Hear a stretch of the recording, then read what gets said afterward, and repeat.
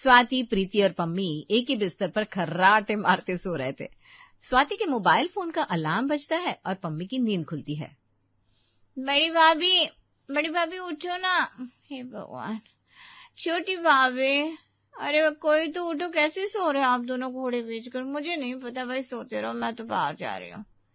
पम्मी फौरन अपना दुपट्टा लेती है और हॉल के कोने में जहां पर एक बड़ी सी बोर्ड में वर्मा फैमिली का एंथम लिखा था जाकर खड़ी हो जाती है।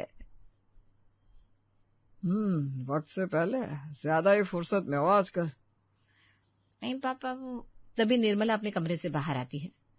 मैं फुर्सत में नहीं हूँ, बिल्कुल वक्त पर आई हूँ, 7:30 बजे, देख लीजिए। खुद की तारीफ करने वाला इंसान अंदर से खोखला होता है निर्मला जी। वक्त पर आ गई है तो अच्छी बात है, चुपचाप बाकी सभी का इंतजार कीजिए, नहीं तो अपनी सास पर ध्यान दीजिए। सास तो मम्मी की रही नहीं ना पापा।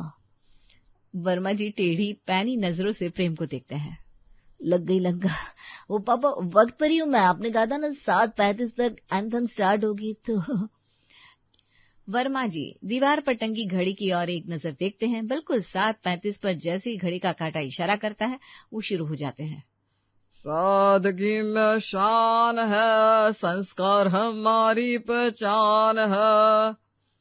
सादगी में शान है, संस्कार हमारी पहचान है। सादगी में शान है, संस्कार हमारी पहचान है। सादगी में शान है, संस्कार हमारी पहचान है। प्यार से सजा हर रिश्ता है, हर कोई दूसरे को सिंचता है। प्यार से सजा हर रिश्ता है, हर कोई एक दूसरे को सिंचता है।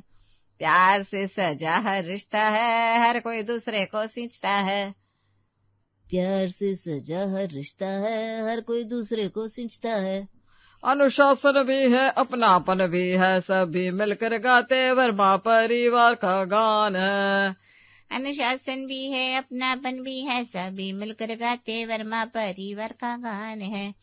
हॉल से आ रही एंथम की आवाज से कमरे में सो रही दोनों बहुओं की नींद टूटती है। शिट भाभी, अब क्या होगा?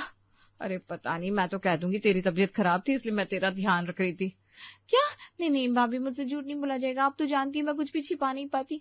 मेरे चेहरे के एक्सप्रेशंस देखकर ना पापा जी को अंदाजा लग जाएगा। स्वाति फटक से बिस्तर से उठती है और अपनी साड़ी ठीक करते हुए कमरे से बाहर निकल जाती है और कमरे को बाहर से कर देती है लॉक, ताकि उसकी देवरानी बाहर ना आ सके। एंथम ओवर हो चुका था, सभी की नजर स्वाति पर थी। आज तो काफी देर हो गई भाभी। आपको तो पता है पापा को पूरा परिवार एंथम के वक्त यहाँ साथ में चाहिए होता है, क्योंकि उसके बाद सब अपने अपने कामों में लग जाते हैं। आपकी पत्नी की सेवा में ही लगी हुई थी देवर जी। वो रात को प्रीति को बुखार चढ़ गया था, उठ ही नहीं पा रही थी। पूरे वक्त मेरे हाथ को पकड़े हुए वर्मा फैमिली एंथम गा रही थी। आप तो वहीं थी ना दीदी, बताइए ना। हाँ पापा, भाभी सच कह रही है। निर्मला जी, रात की ठंडी रोटी बची होगी? हाँ जी, पर ठंडी क्यों खानी है, मैं बना देती हूँ ना। कोई जरूरत नहीं है, मैं अपने काम के लिए किसी को परेशान नहीं करता। रात को दही जमने के लिए रख दिया था मैंने, दही जम गई है, उसी के साथ रात की ठंडी रोटियां खा लूंगा। किचन में जाकर ठंडी रोटियों के साथ दही लेकर उसमें चीनी मिलाकर वर्मा जी नाश्ता करने बैठ जाते हैं और 2 रोटी खाकर अपने काम के लिए निकल जाते हैं। पापा जी चले गए, प्रीति कमरे से बाहर आ जा। दरवाजे को तो आपने बाहर से लॉक कर रखा है भाभी, कहाँ से बाहर आ जाऊं, दरवाजा तो खोलो। स्वाति भागते हुए आती है और कमरे का दरवाजा खोलती है। अभी तो पापा ने कुछ नहीं कहा, क्योंकि उन्हें दुकान के लिए देरी हो रही थी, पर दोपहर को जब वो खाने के लिए लौटेंगे ना, अच्छे से क्लास लेंगे सबकी। मैं तो नयन तारा के घर चली जाऊंगी बाबा। अरे पर ये सब क्या कर रही हो तुम दोनों, हैं? तुम सब पिछली रात एक साथ सोई थी? जी मम्मी जी, वो जीत जी घर पर नहीं थे तो भाभी अपने कमरे में अकेली हो गई थी, इसलिए मैं भाभी को कंपनी देने उनके कमरे में चली गई। दीदी भी अपने कमरे में अकेली थी तो हमने उन्हें भी फोन करके बुला लिया। इन शॉर्ट, रात को ननद भाभी ने फुल टू मजा किया है मम्मी। सुबह 4 बजे तो मैं सोई हूँ। आप कब सोई बड़ी भाभी? तेरे फ्लैट होते ही प्रीति भी बोल्ड हो गई थी। उसके बाद अकेले मैं क्या करती, मैं आ गई किचन में और मस्त 15 वाली 2 मैगी बना ली। फिर मस्त मैगी खाकर मैं भी सो गई, इसलिए अलार्म की आवाज सुनाई नहीं थी। अच्छा, अब जो भी किया उसे यहीं खत्म कर दो। नींद तो पूरी हुई नहीं होगी तुम में से किसी की। ऐसे अब नींद पूरी करने का वक्त भी नहीं है। पम्मी, तुझे जीएसटी क्लास जाना है, जल्दी जाकर बैग तैयार करके तुम दोनों फटाफट नहाकर नाश्ता करने आ जाओ। पर नाश्ता बना का है मम्मी? अरे जब तक सभी का नहाना धोना होगा तब तक नाश्ता तैयार कर लूंगी मैं। निर्मला की बहुएं उसके गले लग जाती है। निर्मला फटाफट किचन में जाती है। अदरक, प्याज, लहसुन डालकर, टमाटर का छौंका लगाकर, मटर फ्राई करके स्वादिष्ट पोहा सभी के लिए बनाती है। मम्मी अपना टिफिन पैक कर क्लासेस के लिए निकल जाती है। स्वाति, प्रीति ब्रेकफास्ट के बाद अपने अपने कमरों में जाकर सो जाती है। दोपहर के वक्त हर रोज की तरह वर्मा जी घर लौटते हैं। खाना ठीक बनाया ना पापा? धनिया की चटनी मैंने बनाई है। आपको धनिया की चटनी पसंद है ना? सिलबट्टे का इस्तेमाल करने में तुम्हारी तो कलाई में मोच आ जाया करती थी छोटी बहू। आज तकलीफ नहीं हुई क्या? या सुबह की गलती के बदले ये मक्खन लगाया जा रहा है? याद रखना, गलती का हर्जाना तुम दोनों को भुगतना ही पड़ेगा। अब सुबह सुबह ये एंथम क्यों करवाते हैं? ताकि पूरा परिवार साथ आ सके। अभी भी तो सब साथ ही है ना। जुबान को शांति नहीं देती आप निर्मला जी। वैसे पम्मी महारानी कहाँ है? आज उनके ट्यूशन में टेस्ट है ना पापा, मतलब कल उनके ट्यूशन में टेस्ट है, तो आज वहीं रुककर तैयारी कर रही हैं। 5 बजे तक आ जाएगी। तो फिर मैं 5 बजे ही जाऊंगा तो कहाँ? अरे जी आप भूल गए क्या? कल तो फिर बृहस्पतिवार हो जाएगा ना, और बृहस्पतिवार को आप दुकान बंद रखते हैं। आज भी 2 घंटे लेट जाएंगे, कल दुकान बंद रहेगी। ऐसे अच्छा नहीं लगता ना। दुकान तो लक्ष्मी है, घर की बातें तो बाद में भी हो जाएगी। और जहां तक बात रही कलाई में मोच की, तो मेरी बहुएं तो आप पर इतनी जान छड़कती है कि बिना हाथ के चटनी भी पीस दे। क्यों बहू? मम्मी जी नहीं रहती तो हमारा क्या होता भाभी? सास हो तो निर्मला जैसी, माँ हो तो निर्मला जैसी। निर्मला वर्मा के परिवार में यही नारा था। निर्मला की तारीफ करने में कोई पीछे नहीं रहता था, क्योंकि वो थी ही अच्छी।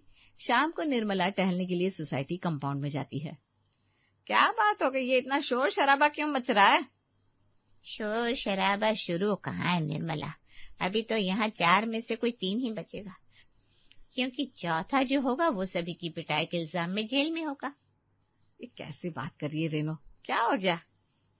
हमारे बीच क्या फाइनल हुआ था कि ये हमारे बीच की बातें कहीं बाहर नहीं जाएगी। पर सुनीता के पति को एक एक बात पता थी। मैंने जो भी अपने ससुराल वालों के बारे में चुगली की थी, वो सारी चुगली सुनीता के पति ने जाकर बता दी। मेरी सास ने घर से निकलना बंद करवा दिया। उन्हें भी पता चल गया कि मैं कैसे दिन रात उनके परलोक सुधारने की दुआ मांगती हूँ। ये तो गलत है सरिता, तुझे ऐसा नहीं करना चाहिए था। इतने पेट की खुली तो तू कभी नहीं थी। लो सुन लिया। और क्या होता है? हाँ, मैं अभी भी पेट की खुली नहीं हूँ। वही तो मैं तब से समझा रही हूँ। मैंने किसी को कुछ नहीं बताया, और इन्हें मैं क्यों कुछ बताऊंगी? इनसे तो मेरी खुद नहीं बनती। मेरी बात मान रही हूँ, मैंने किसी को कुछ नहीं बताया। मुझे तो लग रहा है सोसाइटी के बाहर जो कैमरा लगा है ना, वो आवाज भी रिकॉर्ड करता है। सोसाइटी के कैमरा रूम में जाकर पता करना होगा। ऐसे तो घर की सारी सीक्रेट बातें बाहर चली जाएगी और घरों में कलेश मच जाएगा। चारों सहेलियां मिलकर कैमरा रूम में जाती है, जहां उन्हें पता चलता है कि सोसाइटी का कैमरा तो पिछले 2 महीने से खराब है, यानी कि बातें किसी और रास्ते ही बाहर निकल रही है।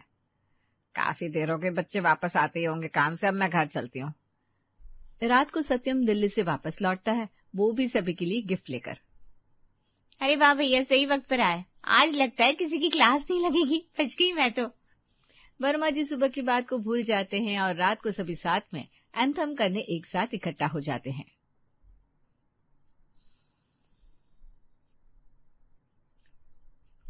Copy paste. एंथम के कंप्लीट होते ही सभी अपने अपने कमरों में चले जाते हैं। अगले दिन 7:30 बजे फिर से क्लास लगती है, पर आज वर्मा जी का मूड जरा ज्यादा ही गर्म दिख रहा था। दिल्ली तुम्हें मैंने दुकान के काम से भेजा था या दुनिया भर के पैसे उड़ाने के लिए? अरे पैसे कैसे पापा? पैसे तो अब चलते भी नहीं है। फिर भी एज्यूम कर लो कि मैंने पैसे उड़ाए थे, तो वो भी टेक्निकली पॉसिबल नहीं है। पैसे उड़ाता कैसे? वो नोट के रूप में तो आते नहीं थे, सिक्के होते थे ना। हाँ बेटा, पर क्या बात हो गई? आप इस तरह चिढ़ क्यों रहा है? एक नई लाइन तैयार कर लो और उसमें सबसे आगे होगा सत्यम, अगला नंबर है पम्मी का। कल तो तुम्हारे जीएसटी की क्लास सिर्फ 2 घंटे की थी, फिर उसके बाद पानी पूरी का मजा लेने तुम यहाँ से वहां पटक रही थी। घर ना आना पड़े तो कभी किसी सहेली के घर तो कभी किसी सहेली के घर। अच्छा नाच लेती हो तो। जाओ, जाकर अपने भाई के पीछे खड़ी हो जाओ। ये सब पापा को कैसे पता चल जाता है, समझ में नहीं आता। भाई मेरी बॉडी में ही पापा ने कोई कैमरा तो नहीं लगा रखा। प्रीति और स्वाति, हमारे घर में वक्त पर सोने का नियम तोड़ा है तुम दोनों ने। अब अगले 6 महीने के लिए तुम दोनों का मायके जाना बंद। ऐसे कैसे पापा जी, ऐसे मत कीजिए प्लीज। पिछली बार भी मुझे आपने ये सजा दे दी थी, पूरे 1 साल हो जाएगा मुझे बिना मायके गए। इतने कठोर मत बनिए पापा जी, इतने कठोर मत बनिए। सादगी में शान है, संस्कार हमारी पहचान है। एंथम पूरा होने के बाद आज खाना खुद ना लेकर वर्मा जी डाइनिंग पर आकर बैठ जाते हैं। वाह वाह, ये अच्छा है। ससुर कमरे में खाना खा लेता है तो डाइनिंग टेबल को कचरा बना दो। क्या बात हो गई पापा जी? तुम मुझसे बात ही मत करो। प्रेम कहाँ है? प्रेम को भेजो। मम्मी जी इधर आइए ना, देखिए ना पापा किस तरह बात कर रहे हैं। स्वाति के रोने की आवाज सुनकर सभी डाइनिंग टेबल के पास इकट्ठा हो जाते हैं। अरे क्या हो गया, मेरी बच्ची को क्यों रुला रहे हैं आप? बिना नहाए सामने आकर खड़ी हो गई। मैं तो नहा धोकर बैठा हूँ, इसलिए मैंने कह दिया मुझे तुमसे बात नहीं करनी। बस इसी बात पर रोने लगी। मैं समझा नहीं पापा। आजकल रोज नाश्ता मैं खुद परोस रहा हूँ। इस कारण नहीं कि मेरा मन करता है, बल्कि इस कारण कि घर की औरतें नहा धोकर तैयार नहीं रहती, फिर बिना नहाए रसोई में जाएंगी, मेरे लिए नाश्ता बनाकर ले आएंगी। और ऐसी गंदगी ना हो मेरे घर में, इसलिए मैं खुद रसोई में जाकर ठंडी रोटी और दही लाकर खा रहा हूँ। पिछले 1 हफ्ते से ये ड्रामा चल रहा है जब से दिल्ली गया है। अच्छा, तो इसलिए आप रोज दही जमा रहे हैं। वैसे पापा आपको कैसे पता कि भाभी नहा कर नहीं आई है? सुबह सुबह आंख खुलते ही ये तीनों महारानियां आकर यहाँ लाइन में खड़ी हो जाती है। इन्हें क्या लगता है बाल को गीला करने से पापा को पता नहीं चलेगा? सब पता है मुझे। सर्दी खत्म हो गई पर इनका नहाना शुरू नहीं हुआ। निर्मला जी, बाथरूम से गीजर का कनेक्शन काट दिया है मैंने। पहले पम्मी, स्वाति और प्रीति एक एक करके नहाएंगे और उसके बाद ही रसोई में जाएंगी। तीनों ननद भाभी एक दूसरे को देखती रह जाती है। गर्म पानी से तो नहाने का मन नहीं करता मेरा, और अब ठंडे पानी से नहाओ। प्रीति भाभी, ये ना भाई का ही किया जा रहा है। वो नहा लेता है, इसका मतलब ये थोड़ी ना है कि हमारे जीवन की शांति छीनेंगे। जाकर उसे कह दे, अगर हमारी पर्सनल बात बाहर गई ना तो बदला तुझसे लेंगे, और फिर इस तिगड़ी से तू हमेशा के लिए बाहर हो जाएगी। पिक्चर जाना हो या रात को पार्टी करना, तुझे अपने ग्रुप से निकाल देंगे बस।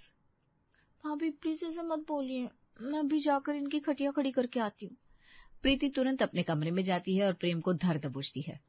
अरे मेरी जान, मुझे कैसे पता होगा कि भाभी झूठ बोल रही है? मुझे तो बस ये पता कि तुम नहीं नहाती। भाभी के बारे में तो तुमने मुझे कभी बताया कहाँ? पापा जी ने तो भाभी पर आरोप लगाया था ना। अरे हाँ, ये तो मैंने सोचा ही नहीं। मुझे माफ कर दीजिए, मुझे लगा आपने पापा के कान भरे हैं मेरे खिलाफ। अब तुम नहा लोगी तो तुम्हारे पसीने की बदबू मुझे बर्दाश्त नहीं करनी पड़ेगी। अब तो गर्मी में ज्यादा हो गई है ना, चलो जल्दी से नहा लो, वरना पता नहीं पापा का गुस्सा क्या रूप ले ले। स्वाति नहा धोकर किचन में जाती है और अपने ससुर जी के लिए आलू की सब्जी और पराठे बनाकर ले आती है। पिछली रात को ही सारी तैयारी करके रखी थी बहू, फिर भी इतनी देर ही लग गई। बताओ क्या? स्वाति का गला सूख जाता है। वो अपने चारों ओर देखने लगती है, कहीं उसके आसपास कैमरा तो नहीं लगा हुआ है। कहीं कैमरा नहीं लगा। कैमरा ये मेरी 2 आंखें ही है। महीने के पैसे ज्यादा दे देता हूँ क्या मैं? क्योंकि उसी सब्जी को घुमा फिरा कर तुम लोग अच्छा खासा पैसे बचा लेती हो। अब से तुम्हें जो रसोई में इस्तेमाल करने के लिए 20,000 मिलते थे, 20 की जगह 15 ही मिलेंगे। आज सुबह सुबह सभी के पसीने छुड़ाकर वर्मा जी अपनी दुकान के लिए निकल जाते हैं। मोहल्ले से वो गुजर रहे होते हैं कि रेणु के हैंडसेट पर उनकी नजर पड़ती है। फोन तो काफी अच्छा चल रहा है बहन जी। मेरी दुकान पर तो आप जब भी आती है दिल खोल कर बार्गेनिंग करवाती है, और मैं डिस्काउंट दे भी देता हूँ। फिर भी मेरी पीठ पीछे मेरे दुकान के माल की बातें बनाना मुझे समझ में नहीं आता। 1 नहीं 2 नहीं, पूरे 3 बार आपके फोन को ठीक करवाया मैंने, वारंटी पीरियड जाने के बाद भी, और उसके बाद भी। क्या भैया, आपको किसने कहा ये? मतलब ये बात तो मैंने कही नहीं। अगर प्रूफ आप ले आए तो आपकी जूती मेरा सर। अपनी बहनों पर तो मैं एक उंगली ना उठाऊं, जूती तो दूर की बात है। ये कहकर वर्मा जी मोहल्ले के बाहर निकल जाते हैं। जहाँ जहाँ से वर्मा जी गुजर रहे थे वहाँ वहाँ आग सुलग रही थी। पता नहीं कैसे उन्हें दुनिया भर की सारी खबरें रहती थी, और आज दुकान में। सुना है तुम दोनों भाइयों को एक दुकान में काम करने में बड़ी तकलीफ हो रही है। अरे नहीं पापा, ऐसी कोई बात नहीं है। नहीं तो पापा, ऐसी कोई बात नहीं है। वो जो भी हो, ऐसी बातें ग्राहकों और दुकान के स्टाफ के सामने नहीं होनी चाहिए, वरना तुम दोनों को ही दुकान से निकालता दिखूंगा मैं। आज रात को खाने के बाद पूरा परिवार साथ बैठता है। मम्मी पापा के साथ कमरे में है। अगर उन्हें उठाने गया तो पापा को शक हो जाएगा। मम्मी को सारी डिटेल्स मैं व्हाट्सएप कर दूंगा। चलो अब बताओ करना क्या है। पापा को सारी बातें कौन बता रहा है? दुकान का स्टाफ नहीं है क्या? छोटू, वो नया लड़का। मुझे तो पहले से उस पर शक था। नया लड़का हमारे घर तो नहीं आता ना भैया। उसे कैसे पता कि किचन में भाभी क्या कर रही है, बासी सब्जियों को कैसे ताजा बताकर सभी को परोस रही है। मुझे तो ये समझ में नहीं आ रहा, भाभी और तुम ये कैसे काम कर रहे हो? इसी कारण पिछले कुछ दिनों से मेरे बाल सफेद होने शुरू हो गए। जब खाना ही बचा कुचा कुछ भी खिलाया जाएगा तो यही होगा ना। अगर आप दोनों का काम नहीं करना है तो मैं नौकर लगवा देता हूँ। अपनी सेहत के साथ खिलवाड़ नहीं कर सकता मैं। मुझसे कलेश बाद में कर लीजिएगा। आप पहले ये बताइए, जो हो रहा है वो खो क्यों रहा है? मैंने तो सुना है मोहल्ले में भी कलेश मच रहा है औरतों के बीच में। उनके बीच की बातें उनके घर तक पहुंच रही है। जरा वक्त से पहले उठकर मोहल्ले में नजर रखनी पड़ेगी। कहीं कोई जासूस तो नहीं छोड़ रखा किसी ने हमारे पीछे। पता चला खबर पापा तक बात पहुंचाते पहुंचाते घर पर ही रेड पड़ गई। अगली सुबह सत्यम ठीक 4 बजे उठकर अपने कमरे का दरवाजा हल्का सा खोलता है और देखता है उसकी मम्मी और उसके पापा साथ में चाय पी रहे हैं सुबह के 4 बजे। ये क्या, इतनी सुबह सुबह मम्मी चाय पीने उठ गई? रात को सभी की मंडली बैठी थी। सब सोच रहे थे कि आपको सारी बात बता कौन रहा है। आज से सत्यम नजर रखने वाला है। सही बात है, आपको बताता कौन है ये सारी बातें? अरे जिसकी धर्म पत्नी आप जैसी हो उसे मेहनत करने की क्या जरूरत है निर्मला जी। वैसे आप क्या बता रही थी, बहू के पास 2000 रुपये कहाँ से आए? अरे हाँ, वो स्वाति कुछ दिनों में सत्यम के पर्स से 1000 2000 रुपए निकाल लेती है। मैंने कहा बेटा इतना अमाउंट निकालेगी तो पकड़ी जाएगी, पर पता नहीं उसे अलग ही मजा आता है ये करने में। और ऐसे कर करके पूरे 50,000 जमा कर लिए उसने।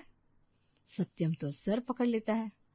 बेचारे पापा की खड़ूसी तो यूं ही बदनाम है, असली घुसपैठ तो मम्मी निकली। प्रेम और सिम्मी के कमरे से आ रही आवाजों को सुनकर रानी भागी भागी अपनी माँ को बुलाकर लाती है। माँ जल्दी चलो जल्दी। अरे क्या हुआ? तू भी ना रानी एकदम ही पागल जैसी हरकत करती है। मैं नहीं जाऊंगी, जरा देर आराम करने दे, फिर अभी उर्मिला आती ही होगी। अरे मम्मी वो भैया भाभी के रूम से आवाज आ रही थी। मैं जब रूम के बाहर से निकली भाभी कह रही थी कि मैं अपने मायके जा रही हूँ। क्या सच में? हे भगवान, इस लड़के ने पता नहीं क्या कांड कर दिया है कि हमारी बहू शादी के 1 महीने बाद ही मायके जाने की बात कर रही है। अब चमेली और रानी दोनों ही दरवाजे से कान लगाकर बातें सुनने लगती है। तभी अचानक से गेट खुलता है और प्रेम गुस्से से निकलकर बाहर चला जाता है, जिसे देख रानी और चमेली दोनों छिप जाते हैं। भैया तो बड़े ही गुस्से में था मम्मी, पता नहीं क्या हो गया। चलो अब जो भी हुआ उन दोनों के बीच में हुआ, हमें अब उन दोनों के बीच में इंटरफेयर नहीं करना है। रुको, मैं अभी बहू को बाहर आवाज लगाती हूँ, उससे बहू के मूड का आइडिया लगेगा। थोड़ी देर में चमेली जी अपनी बहू सिम्मी को आवाज लगाती है। अरे सिम्मी बेटा, जरा 1 कप बढ़िया सी चाय तो बनाकर पिला दे। तभी सिम्मी भागती हुई रसोई में जाती है और चमेली रानी और खुद के लिए भी बढ़िया सी चाय बनाकर लाती है और सबके साथ बैठकर पीने लगती है। बहू तूने चाय तो बड़ी ही अच्छी बनाई है, मजा ही आ गया पीकर तो, मेरा दिल एकदम गार्डन गार्डन हो गया। ये सुनकर सिम्मी बड़ी ही खुश हो जाती है। अच्छा ऐसा है क्या मम्मी जी? अब तो मैं हर रोज आपके लिए चाय बनाया करूंगी। अरे ये बिस्कुट भी बड़े ही अच्छे हैं। लेकिन वो तो मैंने नहीं बनाए दीदी। अरे भाभी आप भी ना बिल्कुल भोली हो, लाते तो सभी बाजार से हैं, लेकिन आप हमारे लिए इतने प्यार से किचन से यहाँ तक लाई, उसी में उसमें स्वाद आ गया। अब तो सिम्मी खुशी के मारे फूल कर कुप्पा हो गई। दरअसल आज की कहानी है बुलंदशहर में रहने वाले मिश्रा जी के परिवार की।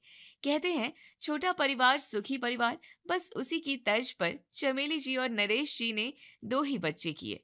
सब कुछ एकदम बढ़िया चल रहा था। बच्चे बड़े हुए तो परिवार बढ़ा और अब परिवार में एक बहू भी आ गई।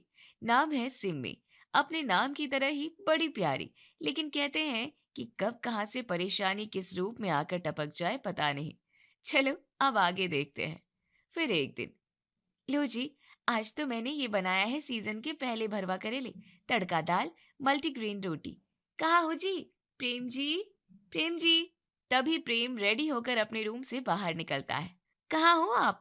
लो जी जनाब यहाँ खड़े हैं, और मैं वहां तब से आवाजें मार मार कर चिल्ला रही हूँ। अरे यार, सो सॉरी सिमी। मैं तो कल जल्दी जल्दी में तुम्हें बताना ही भूल गया कि मुझे आज लंच बॉक्स लेकर नहीं जाना था। आज मेरी क्लाइंट के साथ out of the office meeting fix है, तो हम वहीं बैठेंगे और वहीं साथ में लंच करेंगे। ये सुनकर सिम्मी का गुस्सा 7वें आसमान पर जा पहुंचा और सिम्मी के मुंह से निकलता है, मैं अभी जाती हूँ मायके, मुझे यहाँ नहीं रहना है। क्या सिम्मी, फिर तुम वही बात लेके बैठ गई? अरे बाबा, हो गई मुझसे गलती, मैं मान तो रहा हूँ कि मैं तुम्हें कल बताना भूल गया। अब बताओ क्या करूँ? मैं कुछ भी नहीं जानती हूँ, मैं बस अभी मायके जाती हूँ। पति पत्नी के बीच हो रही इस लड़ाई की लपटें अंदर कमरे में बैठे नरेश जी के कानों तक भी बदस्तूर जा रही थी, लेकिन उनको लड़ाई का कारण समझ नहीं आ रहा था। तभी वो जल्दी से फोन उठाकर अपनी धर्मपत्नी को फोन घुमाते हैं।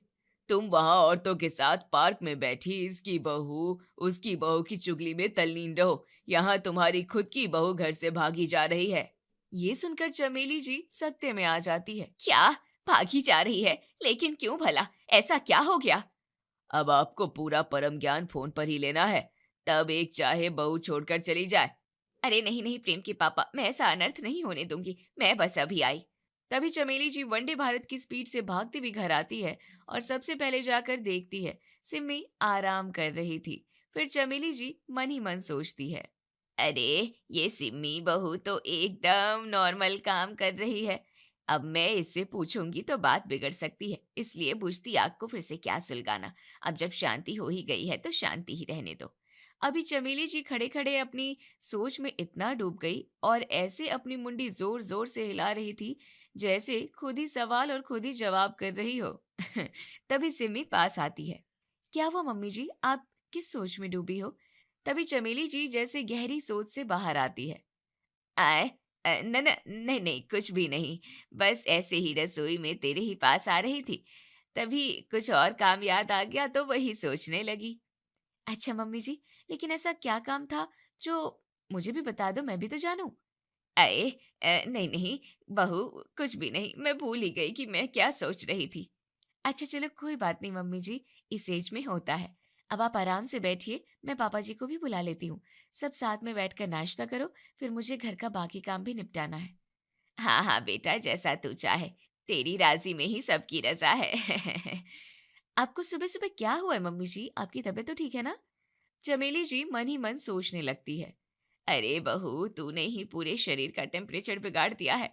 मैं भागते हुए वहां से आई और यहाँ आके तो लगा जैसे कुछ हुआ ही नहीं। लो जी मम्मी जी, तो फिर न जाने कौन सी सोच में डूब गई। अरे अरे नहीं नहीं बहू, कुछ नहीं, मैं तो। अरे छोड़ो मम्मी जी, ये सब बातें तो होती रहेंगी, आप बस दीदी को जगा कर ले आओ, वो अभी तक सो रही हैं, सब एक साथ ही नाश्ता कर ले तो ठीक रहता है। ठीक है बेटा, जैसा तुझे सही लगे, मैं अभी रानी को जगा कर लाती हूँ। चमेली जी गुस्से में लाल पीली होकर रानी को जगाने उसके कमरे में जाती है। अरे पहले बड़े बूढ़े कहते थे कि बच्चे का नाम ऐसे रखो जिससे उसका अच्छा प्रभाव उस पर पड़े, इसलिए तेरी दादी ने तेरा नाम रानी रख दिया, लेकिन रानी छोड़, तेरे अंदर तो पूरा प्रभाव कुंभकर्ण का आ गया है। रानी नींद में ही बड़बड़ाती है।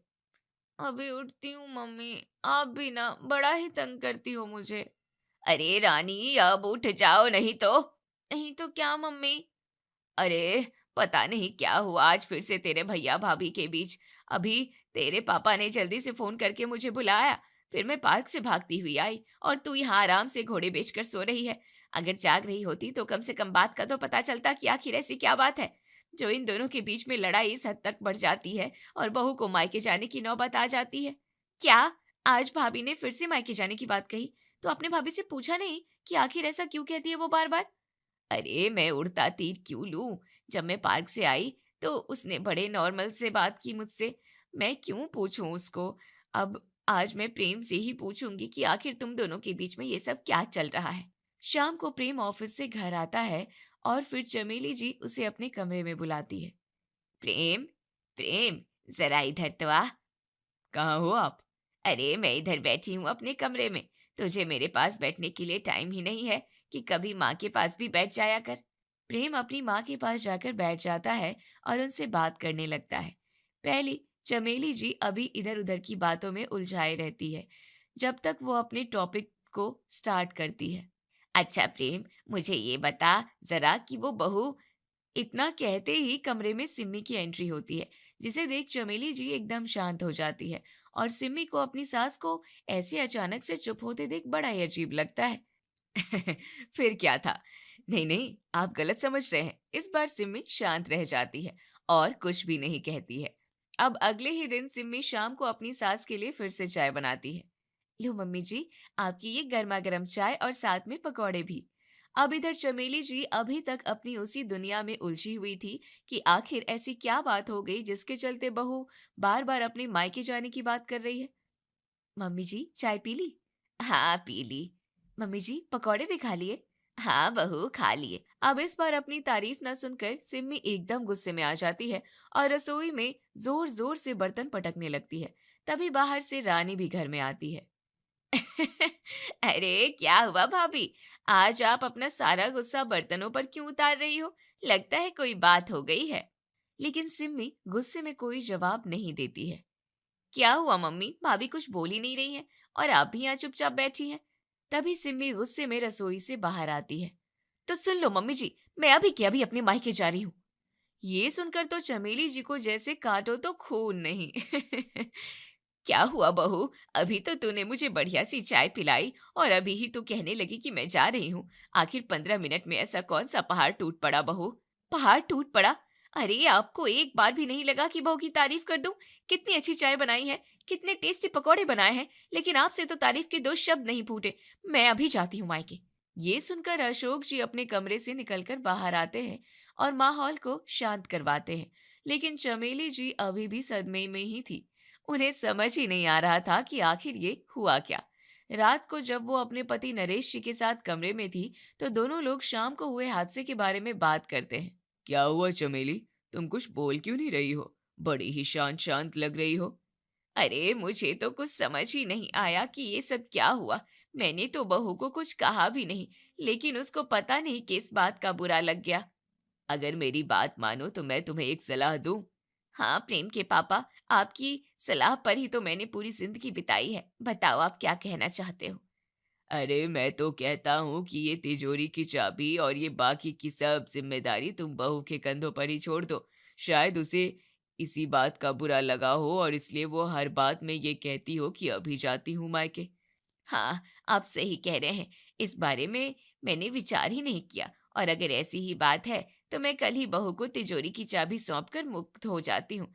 आज नहीं तो कल, है तो सब कुछ उसी का ही ना। वैसे आप कहो तो मैं इस बारे में उसकी माँ से भी एक बार बात करके देखूं?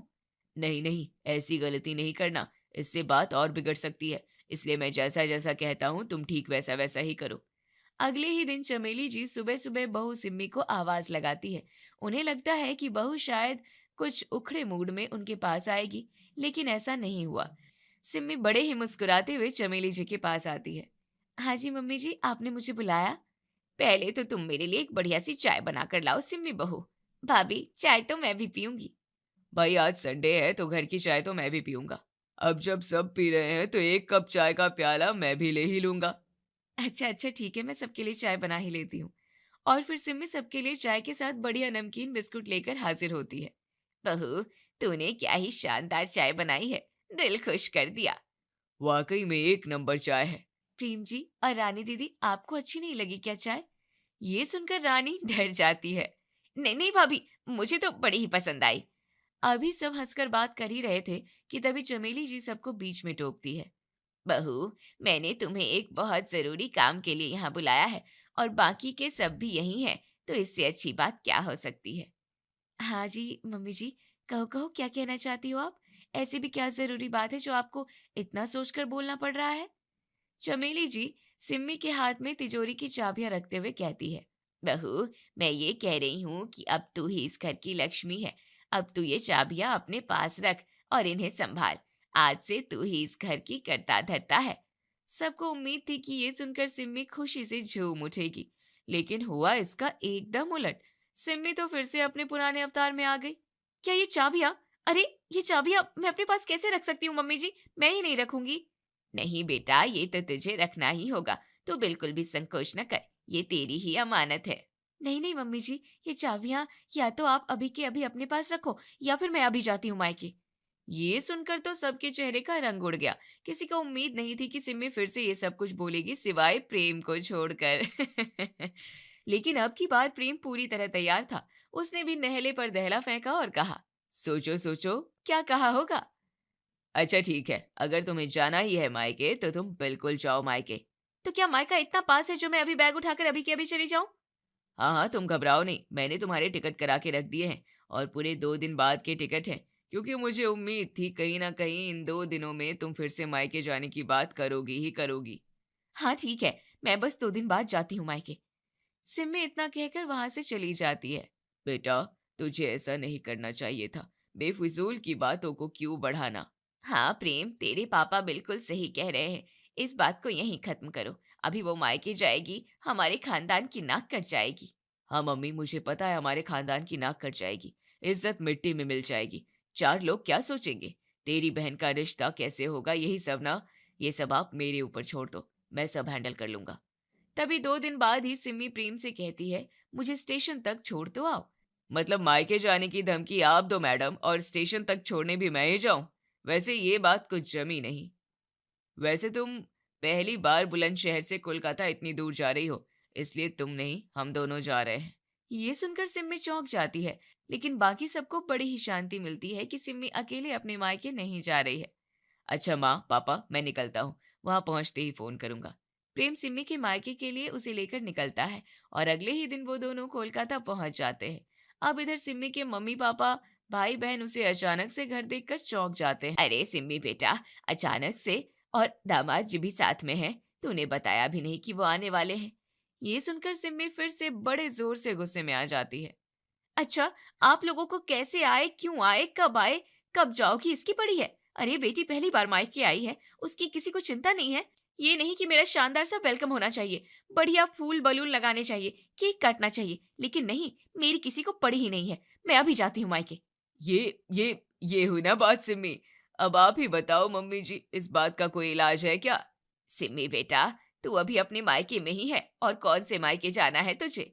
ओह, मैं तो भूल ही गई थी कि मैं अपने मायके में खड़ी हूँ। बेटा, मायके ससुराल का चक्कर छोड़, ये भूल गई है तू कि अब इतनी बड़ी हो गई है, अब तेरी शादी भी हो चुकी है, इसलिए अब बड़ी हो जा, समझी कि नहीं? सॉरी प्रेम बेटा, तुम सबको खामखा मेरी बेटी के चक्कर में इतनी परेशानी हुई। बेटा, सिम्मी हमारी सबसे बड़ी बेटी है, इसलिए लाड़ प्यार के चक्कर में सबसे ज्यादा नखरेबाज यही रही है। इसको हमेशा से यही लगा है कि इसे हर जगह सबसे ज्यादा इम्पोर्टेंस मिलना चाहिए। बस ये धमकी उसी का परिणाम है। फिर ठीक है पापा जी, मैं अपने मायके फोन करके सबको इस बारे में जानकारी दे देता हूँ, क्योंकि वहाँ के लोगों का बीपी पिछले 6 महीनों से इसी बात के कारण बढ़ा हुआ है कि आखिर ऐसी क्या बात है जो बहू हर बात में मायके जाने की धमकी देती है। प्रेम अपनी माँ चमेली को फोन घुमाता है। अरे मम्मी, हम दोनों यहाँ ठीक से पहुंच गए हैं और यहाँ सारे फसाद की जड़ भी पता चल गई है। बस अब कुछ दिनों के लिए मैं आपकी बहू को उसके मायके छोड़कर कल मैं आता हूँ अपने मायके। ये सुनकर सब लोग जोर जोर से हंसने लगते हैं।